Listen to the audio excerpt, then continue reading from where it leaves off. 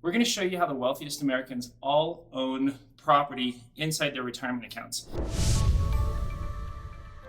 Hey, Aaron Adams here with Infinity Investing. I know that you are contemplating joining us at our next workshop, and I'm excited for that. I wanted to take a few minutes and break down exactly what you're going to get out of that. We're going to break down what's happening in real estate markets.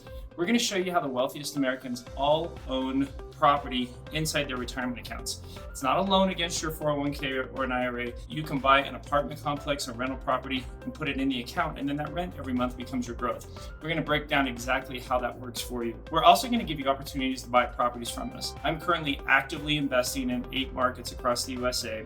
We're going to tell you why we love those markets, what's hot about them, and what the specific opportunities are.